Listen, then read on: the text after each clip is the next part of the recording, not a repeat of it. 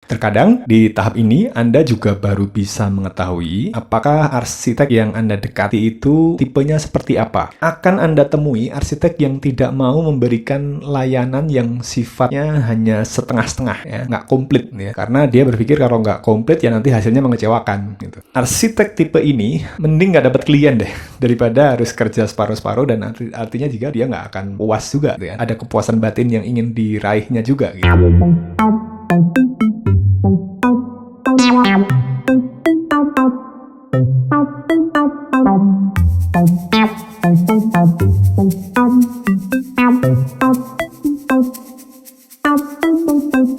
Hai semuanya, apa kabar? Semoga kondisi terbaik menjadi teman buat Anda semua. Kali ini saya ingin bagi-bagi info tentang apa ini? Ya, tentang hal-hal yang mestinya Anda tanyakan sebagai calon klien kepada arsitek pilihan Anda. Ya. Anda sebagai calon klien, khususnya klien untuk pekerjaan yang berkait dengan bangunan atau arsitektur misalnya. Semisal Anda memiliki lahan kosong atau rumah lama yang Anda ingin renovasi. Baiknya, cek ke diri Anda lagi sebelumnya, tanyakan ke diri Anda sendiri beberapa hal ini.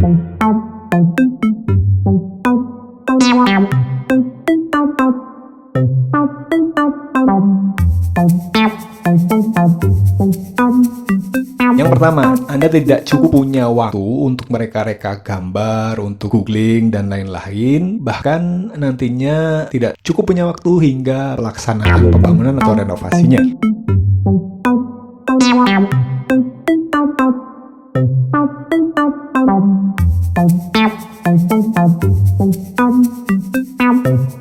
Yang kedua, Anda juga tanyakan ke diri Anda, apakah pernah punya pengalaman mengurusin sendiri seluruhnya? Prediksi saya tentu lebih hemat, tapi apakah nggak lebih menguras tenaga, emosi, dan apakah juga Anda puas dengan hasilnya?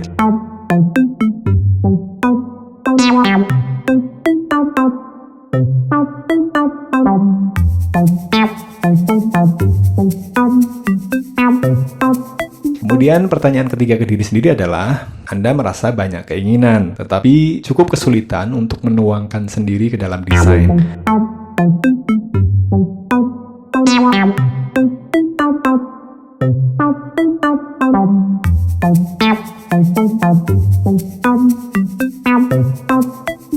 Keempat adalah, dana sudah ada, tapi Anda belum yakin cukup nggak ya buat renov atau ngebangun, gitu ya. Nah, jika beberapa poin tadi ternyata ada, selanjutnya Anda masih berpikiran sungkan atau ragu untuk bahkan hanya sekedar bertanya kepada arsitek, apakah itu sungkan, ragu, takut fee jasa arsitek itu mahal, takut gaya arsiteknya nanti nggak sesuai, gitu ya, dengan selera Anda. Buat mengesampingkan tembok-tembok pemikiran Anda sendiri tadi, saya rasa Anda butuh rekomendasi, itu jika ada, ya. Kalau tidak ada, maka beberapa info berikut ini semoga bisa jadi sedikit celah solusi, ya. Semoga bisa jadi sedikit celah solusi, ya, jika Anda tidak punya rekomendasi, gitu ya. Arsitek sangat banyak, dari yang masih kuliah juga sudah berani meroyek, gitu ya. Saya dulu juga seperti itu.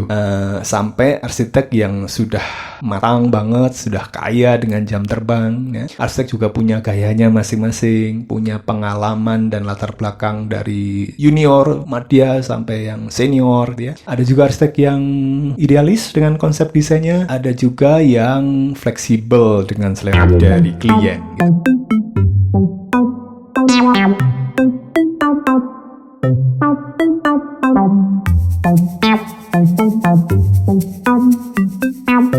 Maka, pertanyaan yang boleh Anda sampaikan kepada arsitek yang pertama nih adalah, ya, boleh dicatat, atau kalau Anda nggak mau nyatat, ingat-ingat aja di judulnya. Nanti Anda bisa cari lagi di konten saya ini, ya. Nah, saya lanjut. Jadi pertanyaan yang pertama adalah, tanya ke si arsitek nih, boleh nggak, mau nggak, bersedia nggak mengikuti selera dari selera desain Anda sebagai calon klien, ya. Mudah-mudahan Anda nggak bingung, ya. Ini saya letakkan di awal, karena nggak lucu toh dilihatnya kalau calon klien yang notabene klien itu adalah raja, diusir sama arsitek meskipun dengan bahasa halus, gitu ya. Karena jika jawaban si arsitek tidak bersedia, nggak mau, maka Anda yang mesti patuh dengan konsep dan saran desainnya. Tapi jika arsitek mau, maka kita akan masuk ke pertanyaan kedua yang boleh Anda ajukan kepada arsitek itu.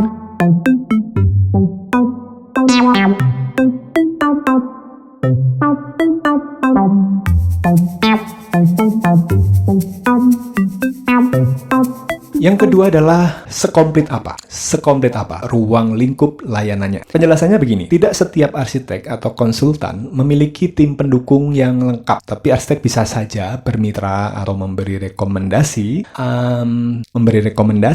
sub-sub keahlian yang nyambung atau relevan dengan project. Idealnya ada 5 kategori ya, ada lebih ya, 6 kategori layanan jika digambarkan secara mendatar atau horizontal. Yang pertama adalah kategori arsitektur itu sendiri, yang kedua adalah kategori struktur, ketiga interior, keempat electrical dan lighting, kelima landscape, 6 plumbing. Anda kok pikir banyak banget ya? Apa ini perlu gitu ya? Ya ini saya sampaikan, kalau Anda ingin hasil dari pembangunan rumah pun gitu ya, rumah pun atau bahkan bangunan komersil itu hasilnya lebih optimal, bahkan bisa mencapai kepuasan yang all gitu, selengkap itu ya, sekomplit ini. Tapi bisa Anda juga coret jika Anda merasa nggak perlu ya.